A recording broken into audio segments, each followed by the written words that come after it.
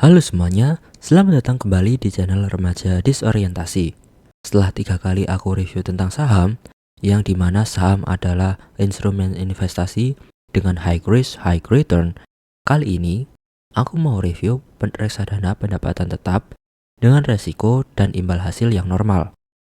Pengertian singkat dari reksadana pendapatan tetap adalah dana dari masyarakat yang dikelola manajer investasi yang sebagian besar dialokasikan ke obligasi. Bagi kamu yang sedang punya rencana finansial dalam waktu 1-3 tahun, kalian bisa gunakan reksadana pendapatan tetap ini karena penurunannya tidak terlalu tinggi. Untuk strategi investasinya, kalian bisa pakai dollar cost averaging atau yang disebut dicicil setiap bulannya.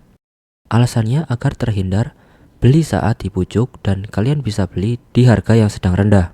Lalu aku juga mulai saranin untuk mulai beli reksadana obligasi karena ada korelasi terbalik antara suku bunga dengan return obligasi. Ini adalah chart indeks obligasi bulan Agustus 2022. Saat itu levelnya di 7 ribuan. Pada saat itu suku bunga belum naik di 3,75% dan sekarang bulan September 2023 di level 6.500 dengan suku bunga bank saat ini di level 5,75%. Nah, mumpung suku bunga Indonesia saat ini sedang tinggi, return obligasi saat ini sedang melemah. Dengan memanfaatkan momentum ini, saat suku bunga kembali naik, obligasi yang sudah kita beli akan semakin meningkat. Meskipun indeks obligasi sedang melemah, masih ada loh reksadana pendapatan tetap dengan imbal hasil per tahunnya mulai dari 7-9% per tahun. Tapi sebelum mulai, aku ingatkan performa reksadana pendapatan tetap ini hanya menunjukkan performa di masa lalu. Hal yang sama belum tentu terjadi di masa yang akan datang. Aku mulai dari reksadana pendapatan tetap Allianz Fixed Income Fund dengan minimal pembelian Rp100.000 selama 1 tahun ini, imbal hasil per tahunnya 7,8%. Masuk ke fun fact reksadana ini mulai efektif tahun 2016 dengan harga per unitnya Rp1.518 dan saat video ini dibuat, pengelolaan reksadana ini mencapai Rp164 miliar untuk perhitungan biaya mulai dari pembelian, penjualan, dan biaya manajemen reksadana sebesar 2%. Untuk alokasi aset, 92% berada di obligasi dan sisanya di pasar uang. Dan sektor yang dipilih 92% sektor pemerintahan dan sisanya di keuangan. Untuk penempatan, portofolio paling besar ditempatkan di obligasi FR95 sebesar 13% dan FR96 sebesar 10%. Kalau diperhatikan, return dari kedua obligasi ini cukup tinggi, di mana obligasi FR95 dengan imbal hasil di 6%, sementara FR96 kuponnya mencapai 7%.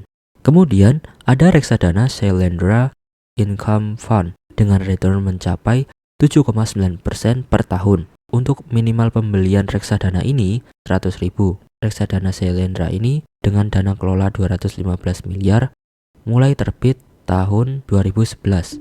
Dengan harga per unitnya Rp2.497. Untuk biaya manajemen, pembelian, dan penjualan reksadana ini sebesar 2%.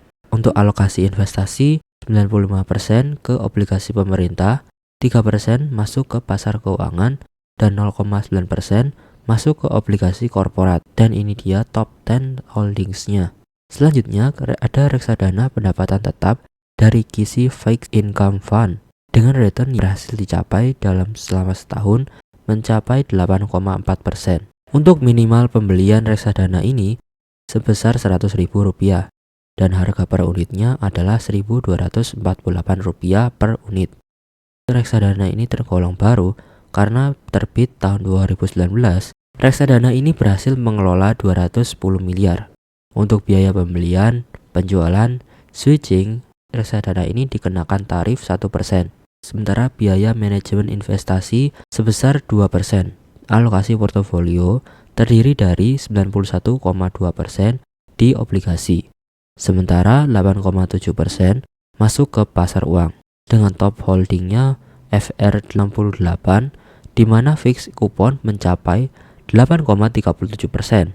Selain obligasi pemerintah, reksadana KISI Fix punya obligasi korporasi yang rate-nya mencapai 10,2% per tahun. Reksadana nomor 4 adalah reksadana Bahana Investasi Prima. Dalam setahun belakang, mencetak return 8,7% dengan minimal pembelian 1 juta rupiah. Untuk harga per unitnya mencapai Rp2.100. Reksadana yang sudah rilis tahun 2013 ini mengelola dana 87 miliar. Untuk membeli reksadana Bahana Investasi dikenakan biaya 2%, sementara penjualan dan switching sebesar 1%. Kemudian biaya manajemen sebesar 3%. Untuk alokasi aset, 99% di obligasi dengan top portofolio dipegang obligasi FR72, dengan top portofolio dipegang obligasi FR72. Dengan alokasi 31%, diketahui imbal hasil yang dibagikan obligasi ini mencapai 8,2% per tahun. Selanjutnya ada ABF Indonesia Bond Index Fund. Reksadana ini salah satu yang tertua, rilis tahun 2005. Dana yang berhasil dikelola bisa mencapai 6,4 triliun rupiah. Minimal pembelian reksadana ABF sebesar 1 juta rupiah dengan harga per unitnya Rp51,522. Untuk membeli reksadana ini akan dikenakan biaya 2%, begitu juga menjual dan switch dikenakan biaya 2%. Selain itu, akan dikenakan biaya manajemen investasi sebesar 0,25%. Untuk alokasi aset, 100% di obligasi pemerintah, dengan top alokasi portofolio di obligasi FR87 dengan imbal hasil per tahun 6,5%. Dan yang terakhir, imbal hasil reksadana tertinggi jatuh ke reksadana pendapatan tetap Indonesia Sehat dari manajer investasi Bank BRI. Return reksadana Bank BRI mencapai 9,4% dalam 1 tahun terakhir. Reksadana ini sudah listing tahun 2010 dengan total dana kelola mencapai 595 miliar.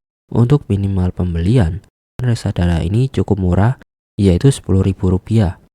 Harga per unit dari reksadana ini Rp1.865.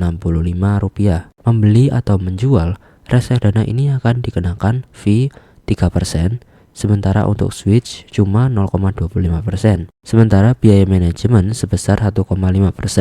Untuk aset terbesar dialokasi ke obligasi sebesar 90,3% dan pasar uang 9,7%. Dan top portofolio paling tinggi dialokasikan ke obligasi FR96 dengan return per tahunnya mencapai 6,4% per tahun. Untuk kesimpulannya, reksadana ABF Indonesia Bond Index Fund adalah reksadana dengan dana kelola terbesar, yaitu 6,4 triliun. Dana kelolaan sendiri menunjukkan tingkat kepercayaan terhadap kinerja dari reksadana sendiri.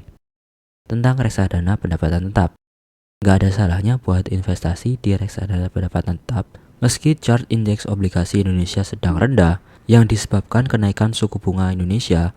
Hal ini bisa dijadikan momentum untuk tambah muatan di harga yang rendah, karena pada saat suku bunga kembali turun, indeks obligasi kembali naik. Sekian dari Remaja Disorientasi, semoga bermanfaat dan sampai jumpa.